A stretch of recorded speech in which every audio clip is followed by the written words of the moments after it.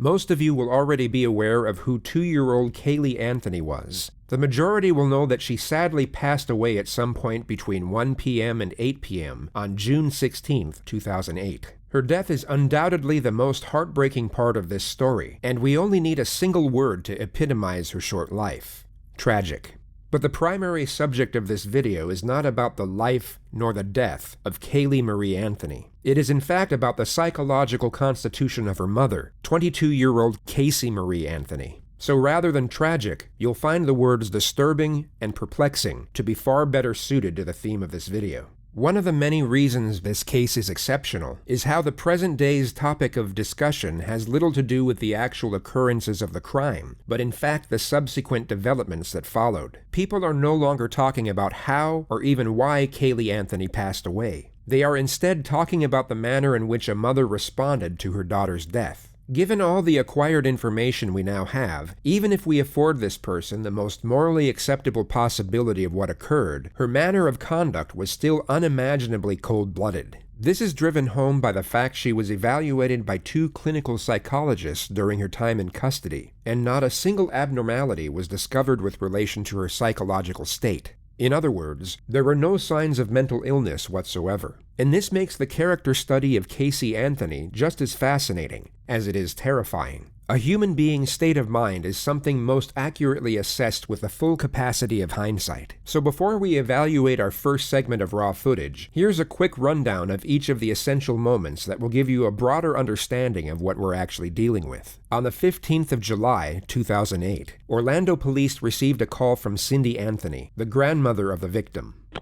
911, what's your emergency? I called a little bit ago, the deputy sheriff. I found out my granddaughter has been taken. She has been missing for a month. We're talking about a 3-year-old little girl. My daughter finally admitted that the baby's in the store. I need to find her. Your daughter admitted that the baby is where? But the babysitter took her a month ago. My daughter's been looking for her. I told you my daughter was missing for a month. I just found her today, but I can't find my granddaughter. And she just admitted to me that she's been trying to find her herself. There's something wrong. I found my daughter's car today, and it smells like there's been a dead body in the damn car. Okay, what is the 3-year-old's name? Kaylee, C-A-Y-L-E-E, Anthony.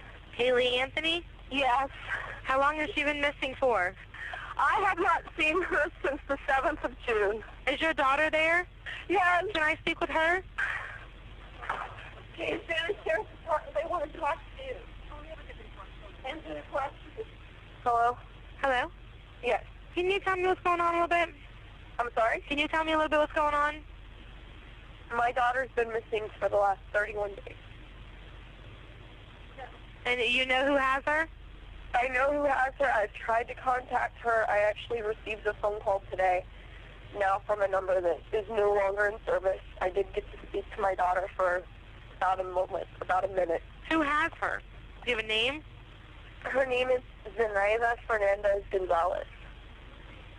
To give some context to this bizarre phone call, Casey Anthony had left the family home with her daughter a month earlier, stating that she had a work assignment in Tampa and would be traveling the entire time. Kaylee's grandparents would ask repeatedly over the following month to see, or at least speak to their granddaughter, but Casey claimed each and every time that she was too busy with work and that Kaylee was with a nanny who went by the name Zenaida Fernandez Gonzalez, or Zanny for short. On July 15th, exactly 6 weeks after Kaylee was last seen by her grandparents, George Anthony received a phone call that the family car was at the impound lot. This immediately alerted suspicion, as it was the same car Casey had supposedly been traveling with for work. Suspicion turned into panic once they picked up the vehicle, and George discovered a strong odor emanating from the trunk, one that he recognized from his years as a police officer, and found comparable to that of human decomposition. Through contacting one of Casey's friends, her parents managed to track her down at her boyfriend's house in Orlando, where they were found smoking marijuana and watching TV. When inquired over the whereabouts of her daughter,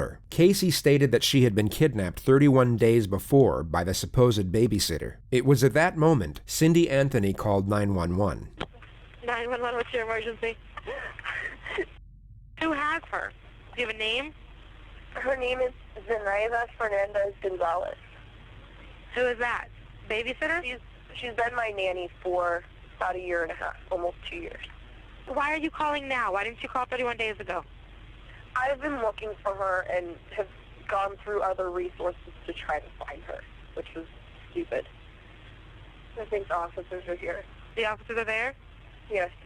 Now let's indulge in the world of fantasy for just a moment and pretend all of what Casey had just stated was true. She had indeed been working, and her daughter was in fact kidnapped by the babysitter a month earlier. The immediate premise most would gather would be that Casey had no regard for her daughter whatsoever. In the 911 call, there was no urgency nor concern in her voice, and rather than her volunteering information, which most parents would do in a frantic manner, it had to be acquired by the dispatcher through repeated inquisition. All you have to do is compare Casey's dialogue to that of her mother's in the same phone call. One was indifferent, while the other was distraught. Police would have picked up on this immediately. Even without the bizarre phone call, the circumstances alone would make Casey the prime suspect in her daughter's disappearance. She was immediately interviewed as a witness, which unbeknownst to her, was the detective's first step in locking her into as many lies as possible. The date right now is July 16, 2008. The time right now is 04:11 hours. I'm Detective Mellish with the Orange County Sheriff's Office. I am with Casey Anthony, is that correct? Yes. Casey, you understand this is being recorded? Yes. You have any objection to that? No. All right. Casey, I got called here in reference to a missing child. You took Casey to a babysitter's house. Yes. And who was this babysitter? Her name is Zenaida Fernandez Gonzalez. Okay. How long had you known Zenaida? Almost 4 years. It'll be 4 years Christmas this year. And where did you meet her? Who did you meet her through? A mutual friend. His name is Jeffrey Michael Hopkins. I met him at Nickelodeon at Universal, and I met her through him. She was his son's nanny at the time. Does Jeffrey still work at Universal? No, he does not. How long has it been since he left? About 9-10 months, give or take. He moved up to North Carolina for a short time and moved down to Jacksonville within the last 3 months. How would you characterize your relationship with Miss Anthony? More or less acquaintances, Weren't very good friends? not very good friends. Did you ever work at Universal Studios? I did. When did you work at Universal Studios? Approximately 2002. How long did you work there for? 1 year. Did you ever work there at the same time that Casey Anthony worked there? I don't think so. You don't recall ever seeing her there? Never. Did you ever introduce Casey Anthony to a woman by the name of Zenaida Gonzalez? I did not. Did you ever use Zenaida Gonzalez as a nanny? No, sir. Do you have any children? No, sir. Have you lived in the Orlando area consistently since 2002? Yes, sir. Have you ever lived in Jacksonville? No, sir. Have you ever lived in North Carolina? No, sir. Did you see Casey Anthony in the month of June of 2008? No, sir. When was the last time you spoke with him? About a week and a half ago. Do you know a telephone number for him? I can find a number for him. I don't know a number offhand. No, I do not. So you met Zenaida through Jeffrey Hopkins I did. and his Yes. son Zach Hopkins, I guess. Zenaida used to watch over Zach? Yes. And when did she start watching over your child? It's been within the last year and a half, 2 years that she started watching Kaylee. How would you normally drop off, or how would you normally do the exchange with your child and Zenaida? Would you drop the child off? Would she meet you somewhere? I would usually drop her off. For a few months, we would go over to Jeff's house. He lived over in Avalon Park. And you would go to Jeff's house, why? To drop off Kaylee. That's where Zenaida would go to watch both of the kids. Okay. It was in a nice centralized area. He had a decent sized house. It was good room for the two of them. Go back to your statement. You dropped off Kaylee June 9th, and walk me through. You dropped her off to go to work? Mm-hmm. Okay. Get off of work and go from there. I got off of work, left Universal, driving back to pick up Kaylee like a normal day, and I show up to the apartment, knock on the door, nobody answers.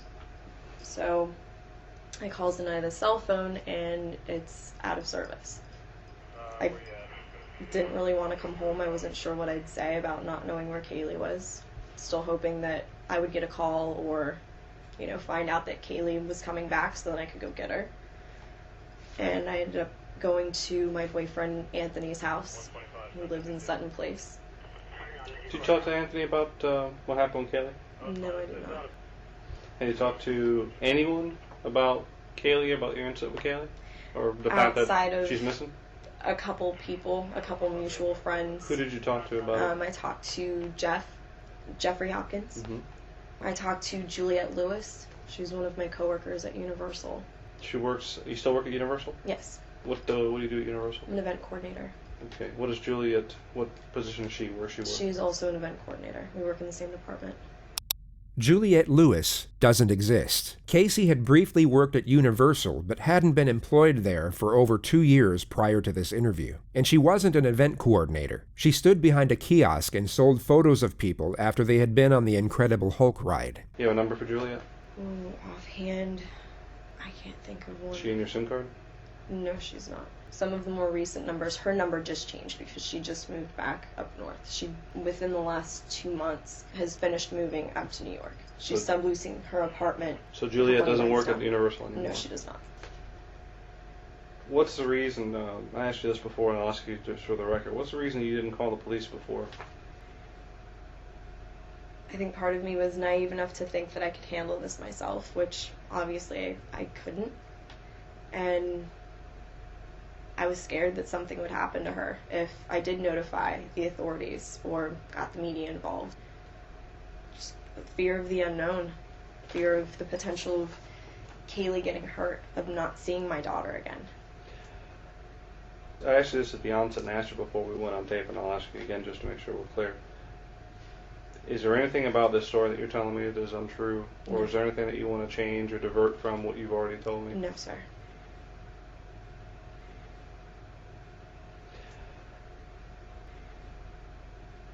Did you cause any injury to your child, Kaylee? No, sir. Did you hurt Kaylee or leave her somewhere and you're No. worried that if we find that out that people are going to look at you a wrong way? No, sir. And you're telling me that Zenaida took your child without your permission and hasn't She's returned her? the last person that I've seen with my daughter, yes. Is she Puerto Rican? Is she Dominican? Is she white? She's mixed. She's black and Puerto Rican. Is there any underlying cause to why Zenaida would have taken your child? Nothing that, Did she ever make any statements to you about... only how much she loves Kaylee and how great of a kid she is. And when you talked to Jeffrey afterwards, I'm assuming that Jeffrey's child is still with him. His child is still with him. You said Zenaida had family up in New England, up in New York or Yes, something? she has family down south. Her mother and her sister. Her brother's in New York. She's originally from New York. Pretty much grew up there, moved down here, went to the University of Florida. Zenaida, the nanny, doesn't exist. Casey never had a babysitter. Being the retrospective viewer, we have the benefit of knowing these are outright fabrications, and these meticulous details are a textbook sign of a pathological liar. She speaks eloquently and naturally as if her dialogue is a reflex response to the questions she's being asked, when in reality, each of these minor details are calculated and deliberately placed for the purpose of deception, and the nonchalant, easygoing tone she employs is used to camouflage anxiety. Casey has not only become accustomed to manipulation, she has become extremely skilled in how to use it effectively. It takes us to the concept of nurture and how it most likely had a significant impact on her current circumstances. If we go through what we know about Casey's domestic history, there are numerous occasions where she had gotten away with things that most would not, simply due to the fact that she was able to continuously lie without conscience. A prime example could be when she was 18 years old and stopped attending class midway through her senior year. She literally skipped the entire second half of her final year to go hang out with her older boyfriend. Her parents became suspicious on several occasions, yet each and every time, Casey had some whimsical excuse to which she was given the benefit of the doubt. Then just days before graduation, her parents were informed by the school of her truancy, and that she would not be graduating. When confronted, Casey's excuse was that her timetable was mixed up by the school, causing her to miss classes through no fault of her own. This is obviously a completely baffling excuse that no sane person would ever believe. Yet whether it be through denial or an overprotective nature, Casey's parents not only took her at her word, but even shielded her from the consequences of her actions. They lied to all their family friends that she graduated with honors, and even threw her an extravagant graduation party the day after. This is just one of the many occurrences where Casey faced no ramifications for misconduct. It seemed to give her the belief that no matter what she did, as long as she could spin one lie after another, or at least drag a lie out for as long as possible, everything would work itself out. The truth is that everything did work itself out when she was dealing with her parents, and she evidently thought the same rules applied with regard to national law and a missing child's investigation. After the initial statement you just heard, Casey was asked if she could take police to all places of interest. She happily obliged, and then proceeded to lead them to a multitude of fake addresses which she had nothing to do with. She then took them to her supposed office at Universal Studios and literally led 3 senior investigators to the very end of the building, taking over 25 minutes to walk to, before she finally turned around, put her hands in her back pockets, laughed, and admitted that she didn't work there. Completely dumbfounded, the detectives placed her under arrest and took her to a conference room in the building for what was essentially an interrogation. Since I left you this morning, I've gone to every address that you've told me. I came over here, I've already talked to all the employees. I found out all these names that you're giving me are people that either never worked here or have been fired here for a long time ago. Okay, so where we are right now is in a position that doesn't look very good for you. Because obviously I know, and you know, that everything you told me is a lie, correct? Not everything that I told you. Pretty much everything that you've told me, including where Kaylee is right now. That I don't know where she is. Sure you do. And here's, absolutely listen, do not know where she is. let me explain something. Looking at you, I know that everything that you've told me is a lie. I am very confident, just by having talked to you the short period of time, that you know where she is. I legitimately have not seen my daughter in 5 weeks. I didn't let anything happen to her, except I trusted her with somebody that had been taking care of her, that had been taking good care of her. Someone that she was comfortable with, that I was comfortable with. What about Jeff? You said Jeff worked here until about 2 months ago? No, he hasn't worked here for quite a while. 10 months? How long? It's been at least 10 months. Okay. He got fired in 2002. He hasn't been an employee here since 2002. We put a lot more together than I think you realize we put together. My question to you is, we're in this office because our purpose in coming here was to do what? I'm trying to think of places where I know she's been. You're not answering my question. Do you want us to help? Yes, you want to help us find your daughter? I do want you to. Well, a good starting point would be to answer the questions, okay? If I say to you, we're here because, and then you just ignore that like I never asked it and go off in some other direction, is that answering the question? No. Okay. Let's go through this again. We're here because. Because I lied, because I brought you up here, and honestly I was reaching for No, stop right avenue. there. I want you to tell me how lying to us is going to help us find your daughter. It's not going to. Well, then if the main thing you want to do is find your daughter, and you don't think lying to us is going to help us find her, why would you do that? Because I'm scared, and I know I'm running out of options. It's been a month. What are you scared of? I'm scared of not seeing my daughter ever again. I'm a parent too. I would have been beside myself. I have been. I would have called the police immediately, and that's the part that I just don't understand. Well, I we've didn't know got so what many to do. resources out there that we could help on day one. You didn't know what to do. I didn't know what to do. At that point, I'm thinking, okay, they haven't been gone that long. Maybe I can find them. Maybe I can track them down. We're not stupid, okay? And what you're doing right now is you're treating us like we're stupid. Everything that's coming out of your mouth is a lie. Everything. Either you gave Kaylee to someone and you don't want anyone to find out because you think you're a bad mom, or something happened to Kaylee and Kaylee's buried somewhere or in a trash can somewhere, and you had something to do with it. Either way, right now, it's not a very pretty picture to be painting. You're painting yourself as a very bad person. It needs to end. The truthful thing is that I have not seen my daughter. The last time that I saw her was on the 9th of June. Remember we had those 2 people that we were talking about, the person who had an accident and a person who's just a cold-blooded, callous monster? That's telling me that you are the second person, this cold-blooded, callous monster who doesn't care and doesn't want to help because she's afraid that something so heinous happened that everyone's going to look at her and say, she's a monster, she deserves to go away, she deserves to never see the light of day, this bad thing should happen to her. I don't want to believe that right now, but you're giving me no choice. Tell us what happened to Kaylee. Tell us what happened to Kaylee. I dropped off Kaylee.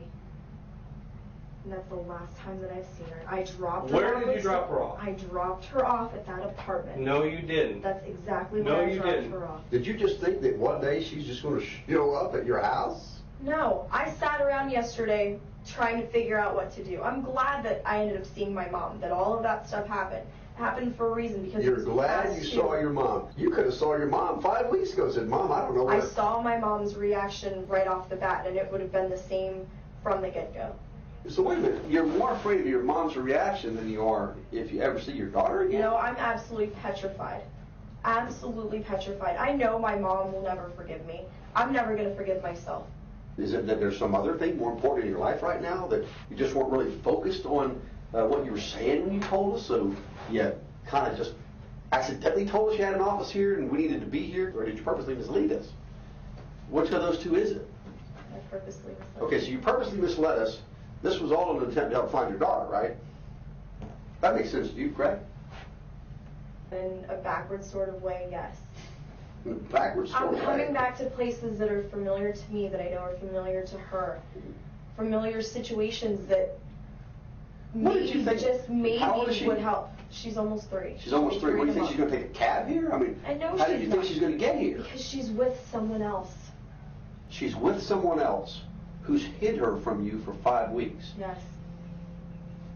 Why would a person who has hid your daughter from you for 5 weeks, okay, bring her to the building that you used to work at? I don't know what else to do anymore. If I knew where she was, if something Well, let would me have ask you happened, this. I would have admitted that a long time ago. Do you believe thinking up more lies to tell us will help us?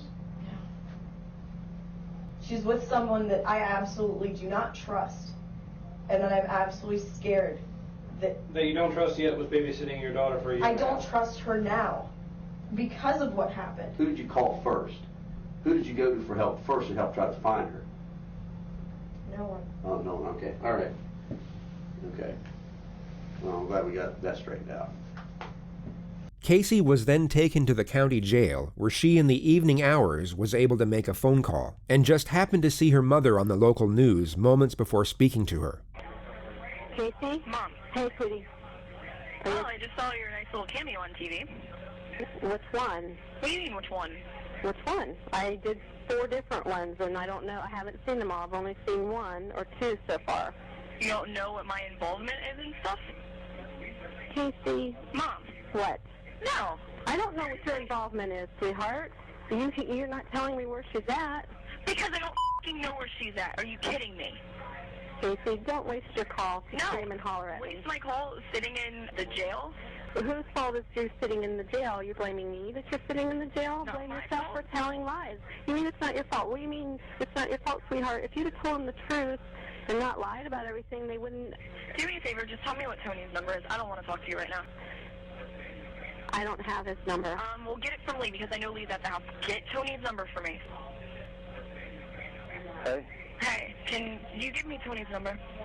I can do that. I don't know what real good it's going to do you at this point.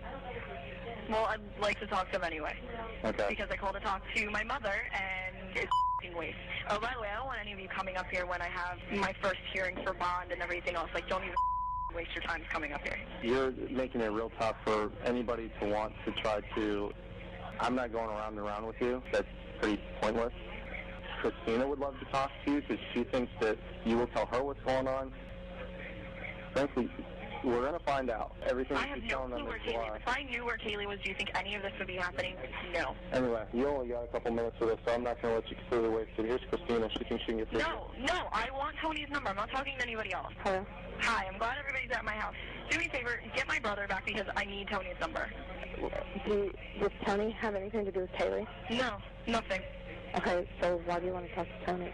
He's my boyfriend, and I want to actually try to sit and talk to him because I didn't get a chance to talk to him earlier because I got arrested on whim today. I just want to talk to Tony and get a little bit of... Casey, you have to tell me if you know anything about Kaylee. Sweetheart, if if anything happens to Kaylee, Casey, I'll die. You understand? I'll die. If anything happens to that baby. Oh my God, calling you guys, a waste. Huge waste. Casey appeared in the court the next morning and was initially denied bail by the judge. He cited his reason as her undeniable disregard for the welfare of her own child. She was kept in protective custody, and it would be 9 days until she received her first visit from her parents.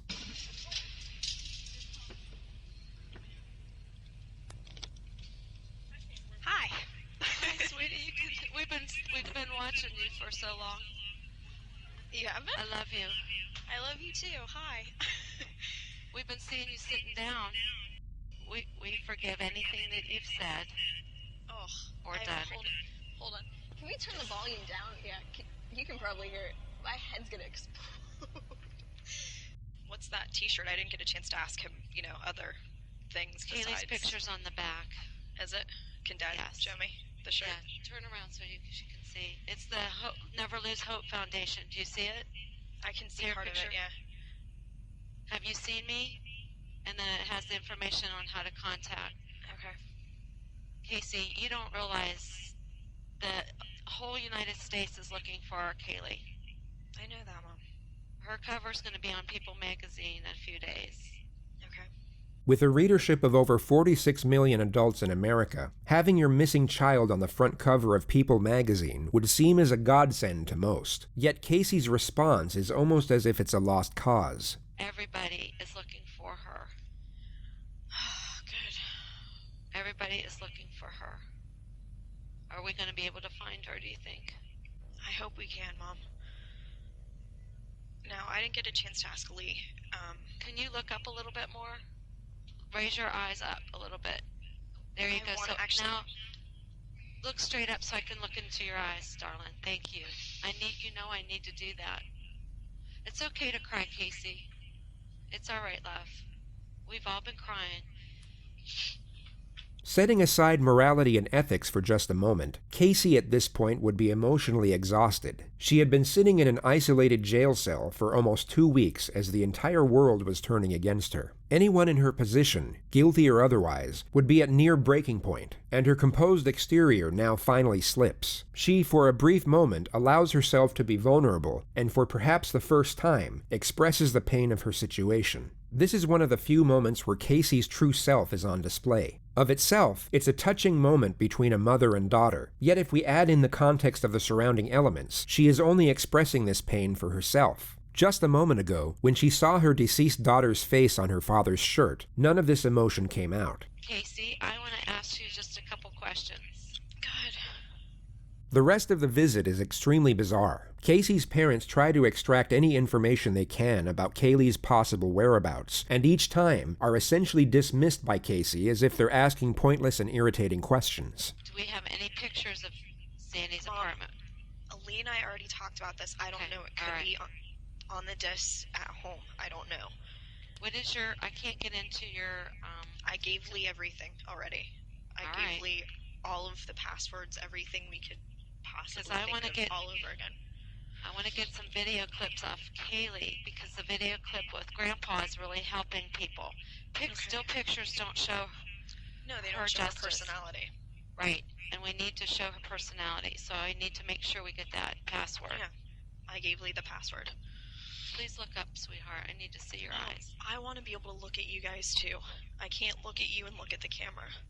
Well, you don't have to look at the camera. Look at me. I'm looking at you. Okay. You're sitting very low. I know. The exchange switches back and forth from inquisitive and challenging to sympathetic and loving, and every time her parents stop inquiring over the case and show that they still care about Casey herself is when the tears come out. Do you want to speak to your father now? Sure. Okay. Hey, gorgeous, how you doing? I look like hell. Well, you know something? You really need to keep your spirit high for all this. I haven't been crying while I've been in here. Well, you know trying something? to read books and do other things to keep my mind off of stuff. Well, you know, I want to be able to reach out and hug you and give you the big Papa Joe hug. But you know, we got to get that little girl back any way we can, and we're Dad, doing everything we can. My only concern. I gave Lee a statement. I want him to speak to whoever in the media, give them a statement specifically from me. He's going to give them an exact quote. Every time Casey's parents mention that people are willing to help with a search, Casey dismisses their credibility and even attacks some of their characters while she's at it. Tara? Tara from Michigan. You mean Mark's psycho ex-wife, Tara? Yes. Listen. People like Tara, people like Jesse who are maybe trying to help, even Christina, God bless her, don't know what the hell they're talking about. I want you to know, I want to take your pain away from you. So, you know, you can tell me anything. I know that, Dad. I miss you, sweetie. I know that. I miss you, too. I wish I could have been a better dad and better grandpa, you know? You've been a great dad, and you've been the best grandfather. Don't for a second think otherwise. Well, you know, you and Mom have been the best grandparents. Kaylee's been so lucky.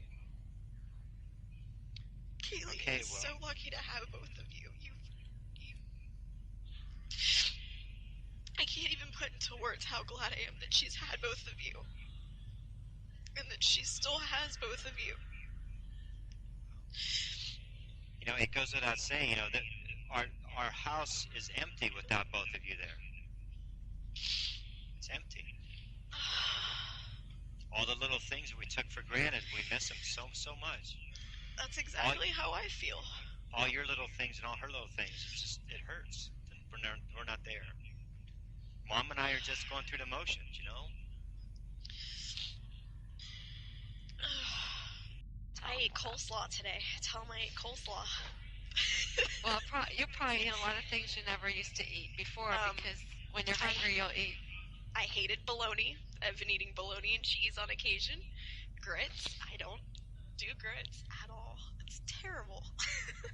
Well, you know what? You're going to eat what's in front of you.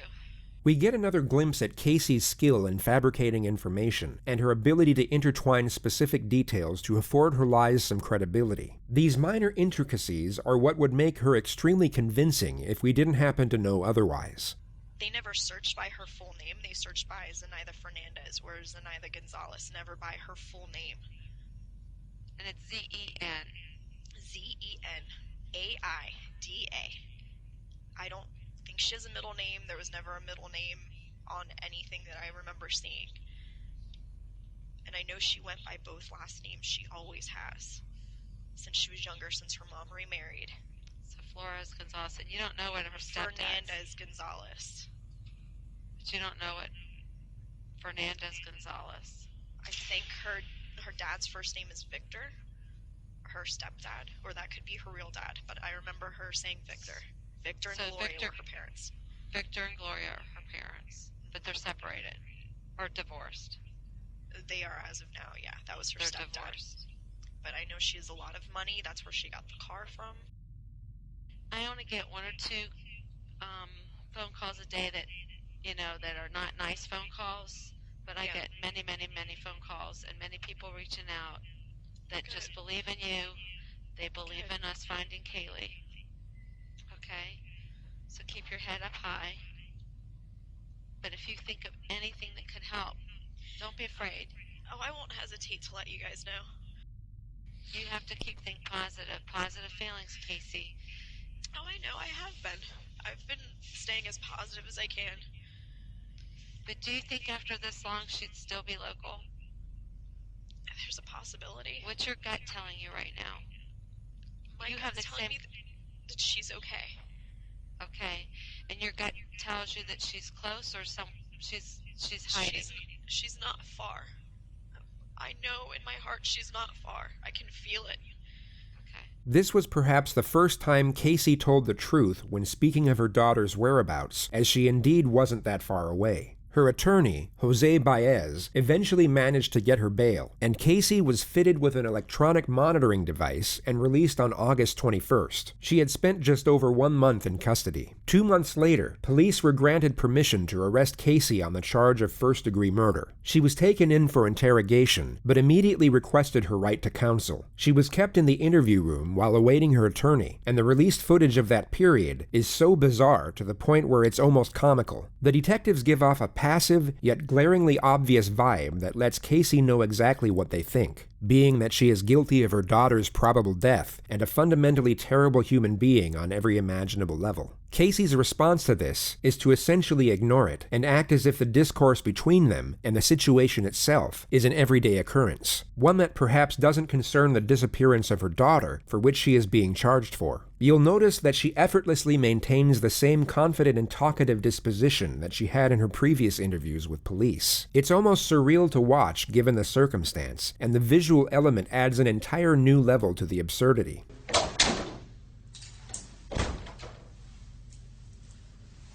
The first segment of footage shows the arresting officer waiting with Casey for the lead investigator to arrive. He initiates the conversation by bringing up the subject of Casey's parents. He asserts that he's worried about them, but the actual message he's putting across is that he essentially knows Casey is guilty and that she isn't fooling anyone. It's an indirect yet obvious accusation.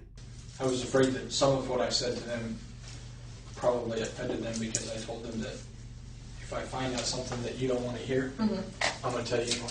Well, Just honestly, because- they'll respect that. That's just, the type of people that they are in the same way. I know they are. It was never my intention to piss anybody in your family off. Yeah. I'm not in it to get a conviction. I get nothing out of it. I get zero. Exactly. You have a job you're trying to do. I've found a few, and I've not found a few, and it sucks both ways. Yeah, I agree. So it is what it is. Yeah. Where I get sideways with people tends to be when attorneys get involved. I've heard most people say that. They don't like attorneys very much. I have many family members that are attorneys. I have no problems with attorneys. What I have problems with are, at some point, we have to set aside the rules and we have to find kids. And you know what? So be it. That's why I told you in the car. If you tell me anything now, I'll get up and say, yep, I heard it, and you'd already invoked it. We can't use any of it. That's just the way it is. That's all that matters to me. Yeah. The detective here has essentially just asked Casey for the information he knows she has about her missing child. Rather than retaliate and refute the blatant accusation, Casey continues with her sharp responses of accordance, as if to say she agrees, and knows exactly where the detective is coming from. Yet although she apparently agrees, she offers no information or follow-up dialogue thereafter. It's so incredibly awkward, yet equally intriguing to watch. And, when we did another case that I was involved in, they lost a confession. And I sat there and I looked right at the guys that we worked with. I said, that's not what's important. Who cares? Yeah. We found her. And he's going to get what is coming to him. That's not my job. And it works out in the end. And it works out in the end on all sides, to be honest with you. It may not be comfortable for everybody. Yeah. And I've done things that if I get caught for, I'm not going to be comfortable, I can tell you that. It's just the way life is. But it's not the end of the road either. And that's what we have to keep in mind. It's not the end of the road.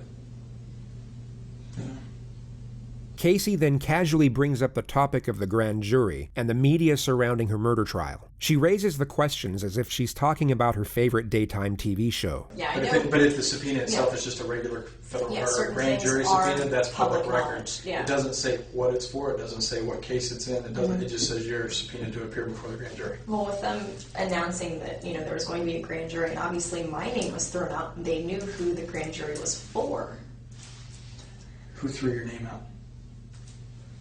All of the media said that it was from an inside source, meaning in here. So that's where they all say is.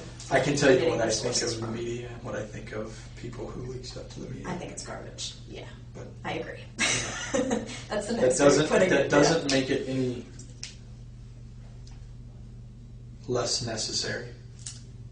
Without them, I'll be quite honest. Without the media, we don't find a quarter of the kids that we. Oh, I agree. It helps. The exposure has helped bring in so many tips for my daughter.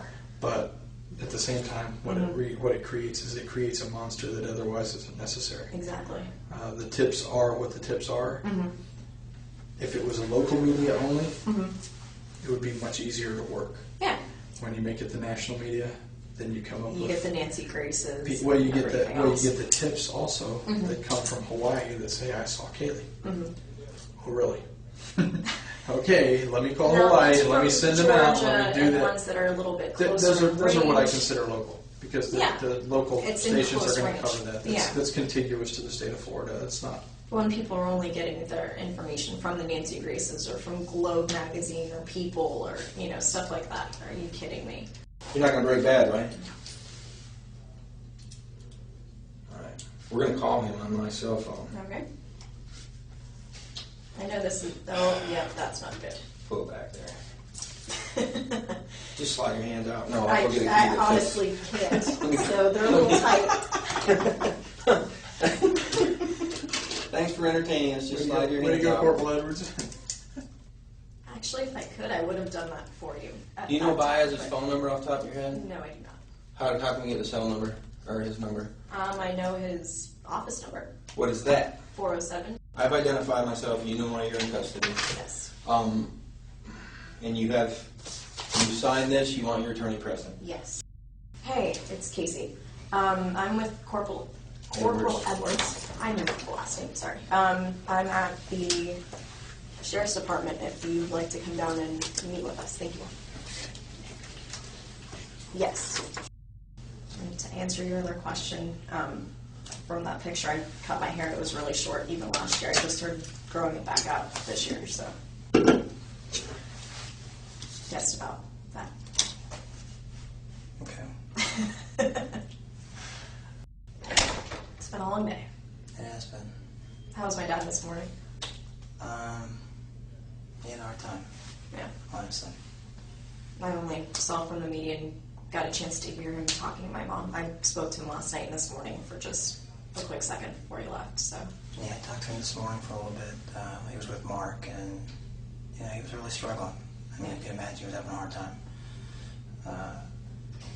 He was being called in to essentially provide testimony to indict you, or to at least, and he was really struggling with that. Yeah. And I felt bad for him, I'll be honest with you. I truly did. Well, I even told him last night. I know he was subpoenaed, and under the law, he had to answer whatever questions were asked him, and I told him to do what he had to do. Imagine you were Casey, but void of any wrongdoing whatsoever. Your daughter was kidnapped 5 weeks ago, and now a detective who thinks you're the culprit is relaying the agonizing moments of your father providing information for your arrest. No matter how stoic or self-controlled your nature, you would most likely be in tears or completely enraged at the overwhelming unjustness of the situation. You anxious about today at all? I have been. I mean, this is something, honestly, we've been preparing for from the beginning just because of words that were directly spoken from Yuri Melich and also from Sergeant Allen. They were saying that this is what they were planning on doing from the very beginning, from that first day. So they wrote me off within the first couple hours. That was the only time they ever made any effort to try to talk to me one-on-one. And No, it was kind of difficult. It was kind of difficult considering. Well, considering, obviously, in light of everything that's going on and the fact that you've been arrested for other things, makes it a little more difficult to sit down and even talk to you. Mm-hmm. It's not that we haven't wanted to. Yeah. But I do have counsel, and that's something that, my attorney's always been a phone call away. Has your attorney ever told you that we would like to speak to you? And we had agreed, him and I together, that we would all sit down together, him and I, and you guys, and, we'd entertain whatever questions you have. And There is no possible way that a defense attorney would actually sit down and, as Casey states, entertain any question the police have for them. Yet if we weren't paying close attention, we would take her at her word due to the eloquence of her dialogue and not realize everything she's saying is complete nonsense. I actually thought that we made it pretty clear that we wanted to talk to you. I mean, obviously, we can't come to you and ask you. Yeah, understandably. I thought that you were aware that if you wanted to talk to anybody, that all you got to do was simply ask. Yeah, well, I know it goes both ways on that, and I guess it would have needed to come from me. I should have been the one to have, come forward with it. But, we did open up that door to law enforcement before, when Sergeant Allen was making a big deal saying, well, we want to talk to her. When can we talk to her? And he's saying, well, the door's open. I don't believe he ever told us the door was open. What's fascinating is how instinctive and confident her assertions are. In any other circumstance, or even without the knowledge we have now, you would have no reason not to believe everything she's saying. I've heard the words come out of his mouth, even myself, directed to other people that maybe didn't either relay the message or took it a different way, so I don't know. I think the lack of communication has put people in opposite corners when everybody has the same goal, is to find Kaylee. We all still feel, I as a mom, I know in my gut, there's the feeling as a parent, you know certain things about your child, you can feel that connection. And I still have that feeling, that presence. I know that she's alive. Whether you have a bucket load of evidence downstairs that contradicts that and says otherwise, or all you have is speculation, or nothing at all. I mean, we had more than speculation. As every tip and that's every something lead that I told followed Jose up on. directly. Yeah. That we have more than speculation. We have a lot, or else we wouldn't be to this point. Mm-hmm. A lot. This was essentially a direct confrontation. The detective has just told Casey they have sufficient evidence to prove her guilt. Casey doesn't refute or even respond to the accusation. She instead falls back to her ridiculous dialogue once again, hoping the confidence in her voice will mask the absurdity of what she's actually saying. Well, I said the same thing to them, that, they said that we're at the end of a hallway, and I'm thinking we're at the end of a hallway and there's 2 doors. Which door are we going to go through? Or I guess this is, we're at this point, and we are at this point. We're the final step is which door is walked through. We are well beyond where we were before. Mm-hmm. I mean, those issues are gone, okay? And when we refer to we're at the end of the hallway, I think you are well aware of what hallway we're talking about. Do you understand that? Well, so there's no question, I guess. You can specify that at this point, or what your perspective is on that. You have a second? Absolutely. Can we come right back? Yeah, that's fine. You plan on running off? I'm not going anywhere. So I got to stretch out a little bit. I'm not as young as I used to be. It's unfortunate that right when the pressure was starting to build, the second detective interrupts the exchange and they both leave the room soon after. Casey waits alone for roughly 40 minutes before her attorney shows up. He's going to ask you a question. You don't say anything else other than the answer. Okay? Casey, based on our conversation today, and I read you that form, basically just the same thing I said to Mr. Baez over the phone. If there's been numerous requests for opportunities to speak with us and come to a resolution here. And that's why we brought you here instead of the jail.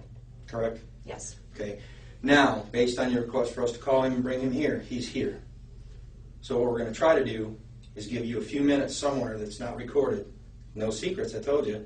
This room's recorded. I have to be able to approach my chain and explain why.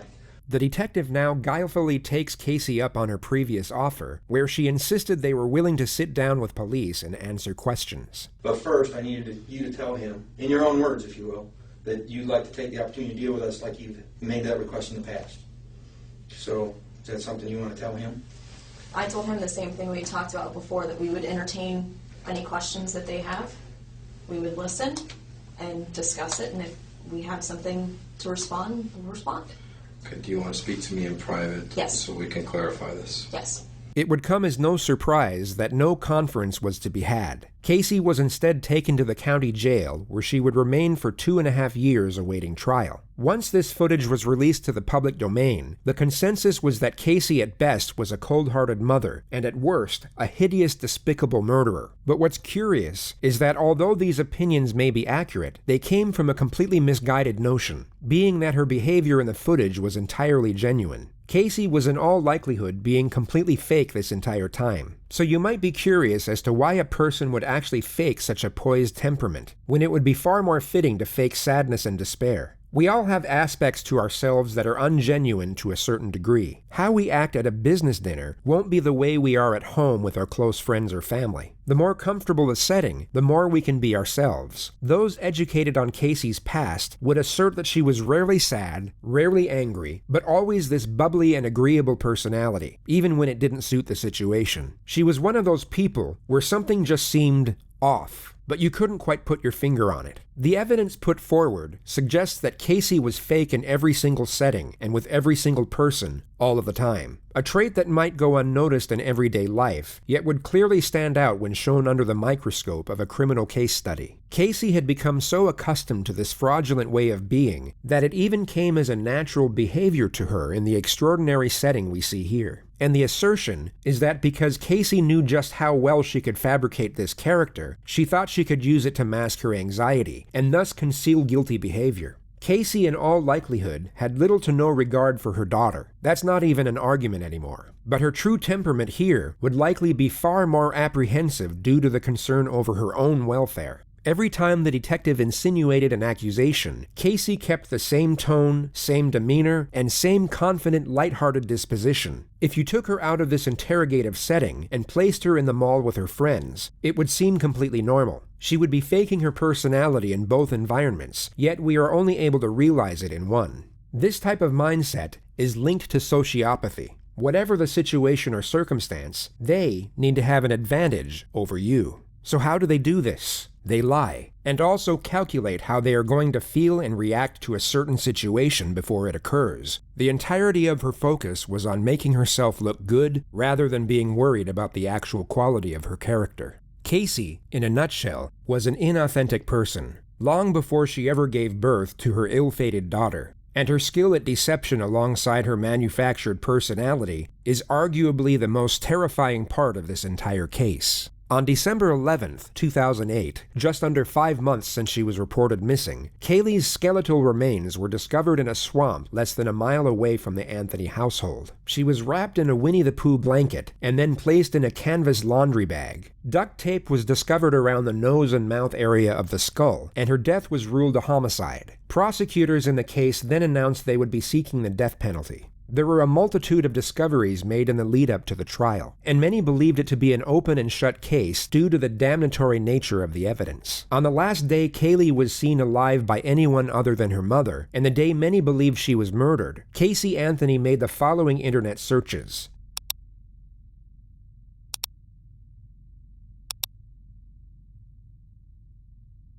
At 7:54 p.m. that same evening, Casey and her boyfriend Tony were seen in a Blockbuster video store. Kaylee was nowhere in sight, and many presume she was already dead and decomposing in Casey's trunk at this point. In the following weeks, Casey went out partying most nights. Just 3 days after her daughter's supposed abduction, she was captured in various photos participating in a hot body contest. 12 days after, she got a tattoo on her back saying Bella Vita, an Italian motto that translates beautiful life. She also made an entry in her diary around the same time which read, "I completely trust my own judgment, and I knew that I made the right decision. This is the happiest that I have been in a very long time. I hope that my happiness will continue to grow." The trial commenced on May 24, 2011. The gist of the prosecution's argument was that Casey suffocated her daughter with duct tape and then placed her in the trunk for a few days before disposing of her body in the swamp. The motive for the murder was the primary focus during their opening statement.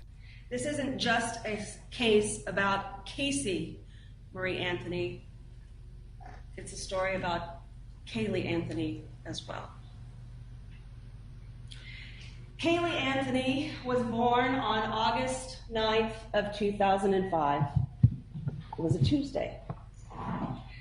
And Kaylee lived nearly every day of her life on a quiet residential street in Orlando called Hope Spring Drive. Casey Anthony, Kaylee's mother, appeared to all outward observers to be what her parents thought she was. A loving mother working hard to provide support for her daughter. But as the evidence in this case and the investigation into the background of Casey Anthony will show, that was an illusion. On Monday, June 16th, Cindy Anthony goes to work, as I've described, sometime between 7 and 8 a.m., and is out of the house until the late evening. George Anthony specifically recalls that at 12:50 p.m. on June 16th of 2008, his daughter Casey left the residence on Hope Spring Drive with Kaylee Marie Anthony. Kaylee was wearing a pink shirt, jean shorts, sunglasses, and a backpack. And Jojo, George Anthony, kissed his granddaughter goodbye and never saw her again.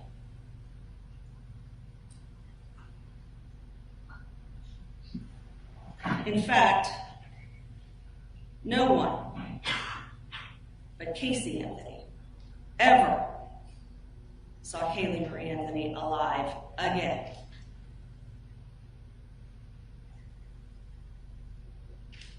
The evidence in this case will establish that there is no other reason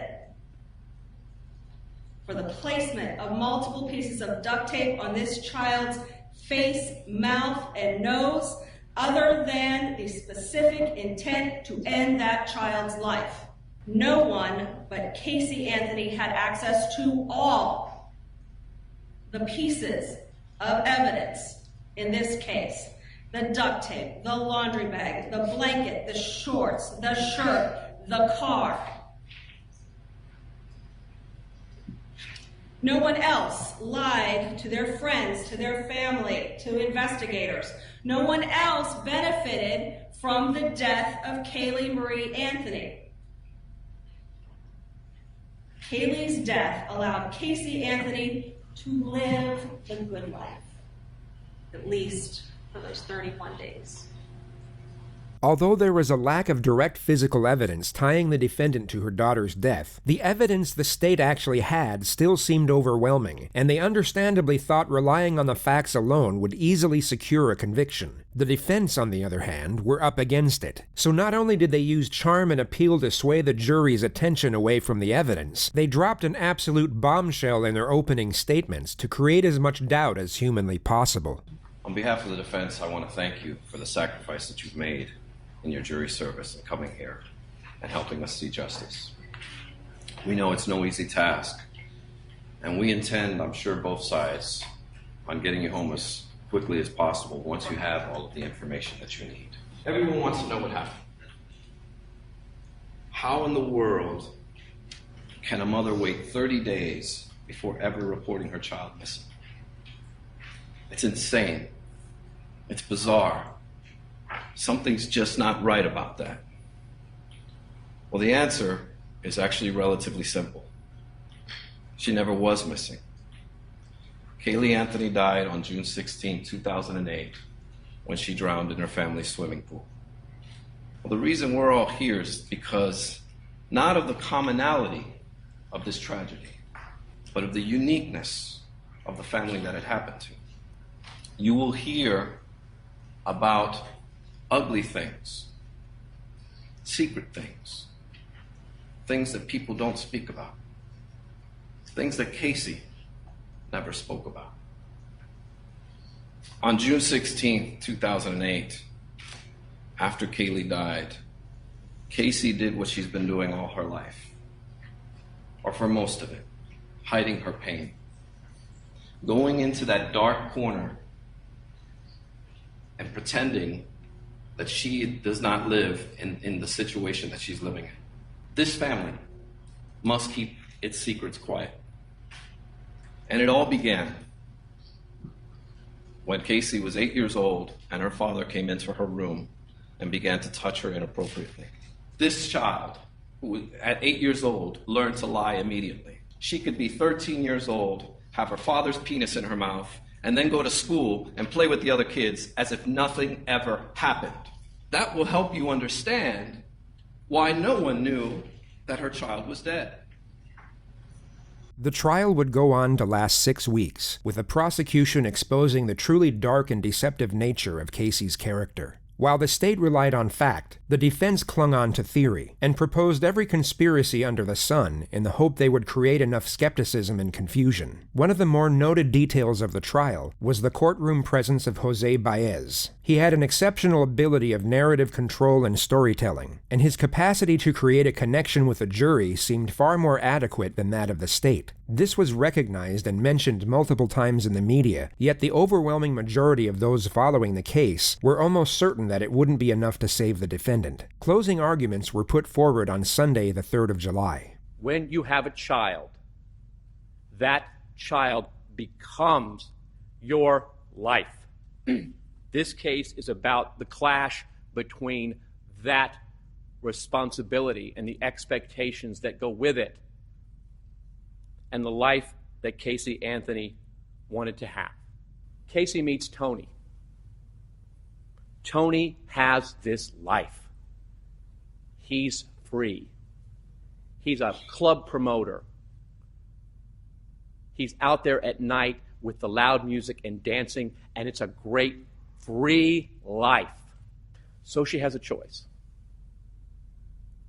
A life tethered to a child, or a life free to be 22. And as hard as it is for anyone to imagine, she had to choose between sacrificing two things. The first was her dreams and the life she wanted. And the second was her child. And we submit to you the evidence in this case shows that the choice she made was her child. Here we are at the end of our journey. And I have to tell you that I probably think you have more questions than you have answers. And if you recall at opening statements, the final thing that I told you, at the end of the day, when everything is said and done, the one question will never be answered. The key question in this case will never be answered. It can never be proven. And that is, how did Kaylee die? I'm going to start with my biggest fear. I'm going to tell you right up front what I fear may happen in this case. And I want to talk to you about it and explain why I feel that way. This case deals with so much emotion. I know that there were times where every single person in here felt something deep down inside. Your rules of deliberation, what the law is that this case must not be decided for or against anyone because you feel sorry for anyone or are angry at anyone. You'll notice that Mr. Baez locks the jury's focus on this while subtly concealing this. He presents the argument that the prosecution has purposely got the jury emotionally invested in the case in the hope it would push them towards a guilty verdict. Yet in this exact same statement, he himself is getting them emotionally invested for the exact opposite reason. While refuting the prosecution's supposed attempt to entice anger, he subtly attempts to evoke empathy. Say what you want about this attorney and the ethics of his conduct, but what you are about to witness is expertly done, and what many believe to be what saved Casey Anthony's life. And that's because, obviously, we want you to base your verdict on the evidence, not on emotion. And it's my biggest fear because it's such a difficult thing for you to push aside. Kaylee Anthony was a beautiful, sweet, innocent child who died far too soon. There's no doubt about it, and that is not disputed by anyone. But to parade her up here, to invoke your emotion, would be improper. It's improper under the law, and it's improper as to the rules of your deliberation. He went on for a great length of time talking about this beautiful child. Not on his evidence, not on the evidence that was presented before you. It was to set up the emotion for what was to come. And that is exactly how this case was presented.